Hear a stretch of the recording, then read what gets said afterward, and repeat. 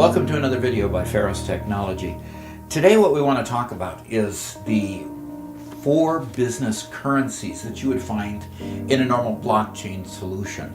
Every business has value in certain commodities that they have. It might be if you make airplanes, it might be if you make, widgets of any sort and you sell it to the public, okay? But inside of a company, there are also some very valuable items that will end up being impacted by blockchain as blockchain solutions are deployed. So this video, we're going to talk about what those currencies are, because it's important to remember that those currencies, those valuable items, when they're impacted by blockchain, may be impacted negatively if the blockchain isn't configured absolutely the way it should be for each member that is part of that blockchain consortium, or a member using the blockchain, okay? The first one is data. Now, every company in the world has proprietary data, whether it be the pricing, whether it be their supply chain, how much they're buying their product for. All of that information is very proprietary in the respect that you don't want that knowledge to get out in the public domain. You don't want your competitors to know necessarily who you're buying from, or the price that you're buying, or the negotiated contract price for any given product. You want that information to be held very close to the vest and very, very much secret when you talk about your competitors. So keep that in mind. Data, probably the most important of the 4 that I'm going to talk about today. The second is access. Access to that data, or access to the information within a corporation, is very important and vital. Many companies have business partners that they do, frankly, work together on in order to make their products. Those business partners, for, let's say, for Boeing, might be a machine shop that makes a specialized part, and they have a contract with them to buy those particular parts. If you're in a blockchain and that vendor becomes part of that blockchain, access to the data that you have and the data that they have is very important to be kept under wraps and kept secret. You don't want to allow the businesses to, other businesses to be able to see other businesses' information. So because of that, access to the data is very important. Now, in a complete blockchain solution, everybody has access to the information on the blockchain. And even though, let's use the example of Bitcoin.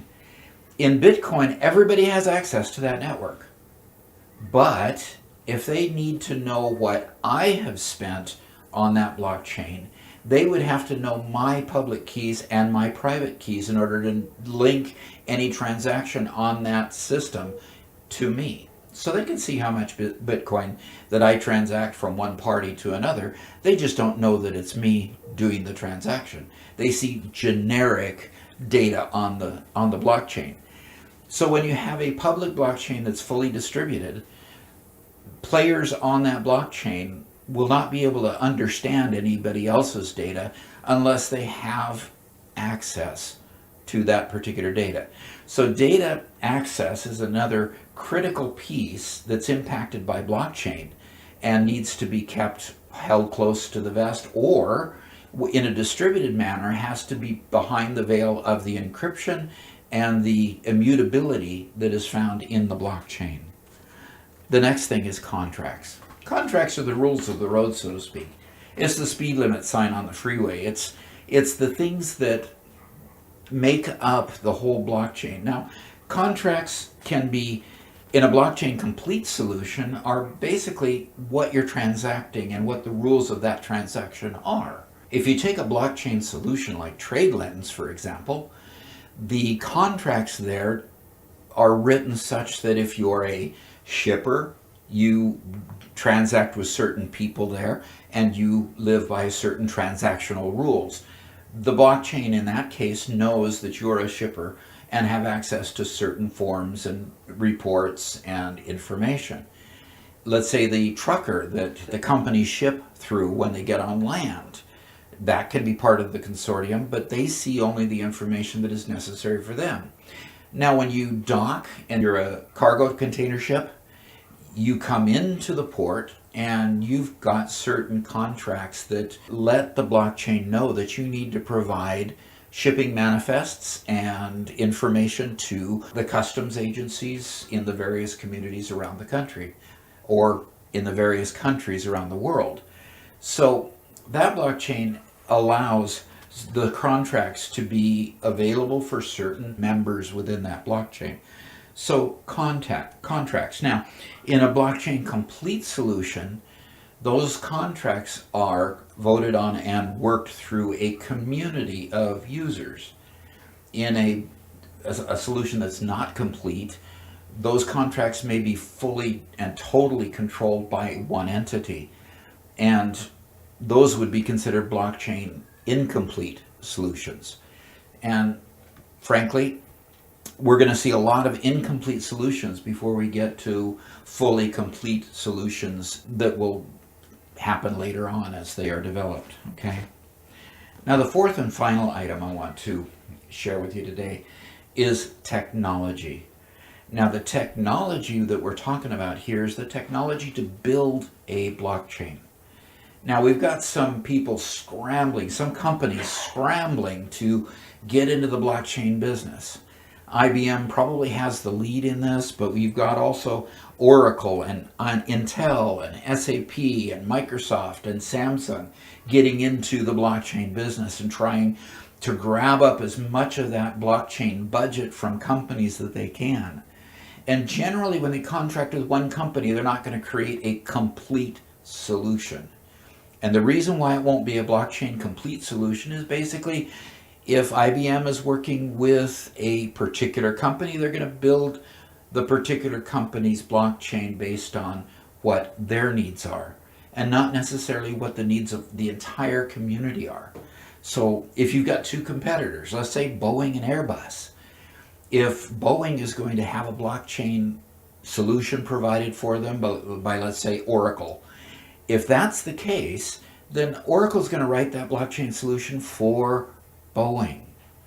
And it's going to write that blockchain solution for Boeing and whatever suppliers they want to link into there. If it's going to be a supply chain solution, they're going to work into it just the things that Boeing needs. And since that's the case, it's going to be very, very hard to have a company like IBM or Oracle or any of those big companies make a blockchain complete solution.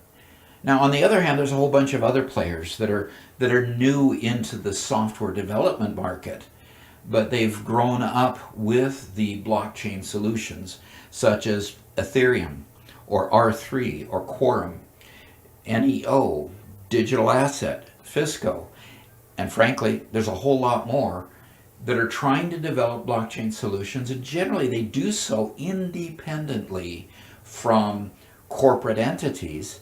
And those independent solutions will tend to be complete rather than incomplete solutions. So we have a bunch of players, and that last asset, a business asset, is the fact that the technology is going to be incredibly important to each company as they implement their own blockchain solutions, and may in fact dictate how complete those blockchain solutions are, depending on their focus. So, to recap, we've got 4 basic business currencies or items of value in a blockchain: the data, access, the control of the contracts or rules of the road, and the technology, number 4. Hope you've enjoyed this video and hope to see you join again. Talk to you later. Bye. I want to thank you so much for viewing this video. We have great content on the site, and I'm putting more content out every single day. There's a link to one of them on the side of the screen over here. Also, please help me grow the channel by subscribing. So hit that subscribe button a little bit lower on the other side of the screen, and hope to see you again. Thanks.